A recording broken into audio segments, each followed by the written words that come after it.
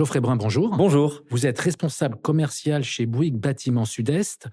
En quelques mots, quelles sont vos missions ? Je suis en charge du développement commercial et plus particulièrement sur les ouvrages fonctionnels. Les ouvrages fonctionnels, c'est tous les bâtiments qui ne sont pas du logement. Ça concerne les équipements publics, scolaires, sportifs, culturels, les infrastructures défense, les industries, les bureaux, toute cette typologie de bâtiments. Et je travaille sur le Var et les Alpes-Maritimes. Vous avez fait appel au pôle études et data de la Chambre de commerce et d'industrie Nice-Côte d'Azur. Parlez-nous de la mission que vous leur avez confiée. Nous les avons missionnés dans le cadre d'un ciblage stratégique visant à identifier des nouveaux prospects.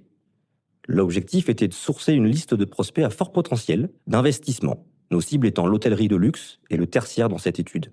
La capacité d'investissement, la potentialité d'un besoin de rénovation ou d'extension de ces prospects étaient analysées. Nous souhaitions pouvoir avoir une cartographie de ces prospects en fonction de différents critères. L'objectif est clair, vous l'avez compris, nous voulions diversifier notre portefeuille client en offrant nos services à une clientèle adaptée. Êtes-vous satisfait de la prestation ? Très satisfait. Le travail effectué par la Chambre a été de grande qualité. Outre l'accès à une grande source de données, j'ai apprécié la qualité du rendu numérique et l'écoute des acteurs de la Chambre de commerce quant à nos attentes. Qu'est-ce qui vous a le plus marqué dans leur approche ? J'ai eu le sentiment, en début de prestation, que nous allions partir de l'outil et non des données, et que nous allions subir les contraintes de cet outil.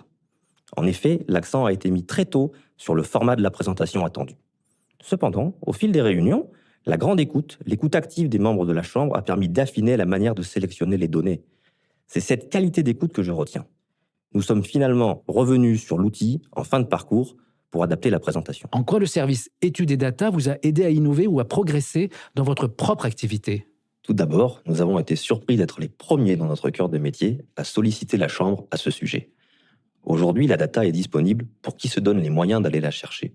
On ne fait plus du commerce en porte-à-porte, même si l'humain reste important, car la confiance est nécessaire au-delà du contrat. Mais cette recherche de data prend beaucoup de temps. Le service études et data nous offre une solution où la donnée est structurée suivant notre besoin et accessible en multi-support. Nous pouvons profiter de cette donnée quand nous le souhaitons et où nous le souhaitons. Quel aspect de leur prestation recommanderiez-vous à vos partenaires ou à vos collègues ? Et pourquoi ? Comme nous venons d'en parler, l'aspect structuration de la donnée a été d'une grande qualité. Je les félicite sur ce point et recommande quiconque qui souhaite classer et hiérarchiser des données à écouter le service qu'ils peuvent apporter.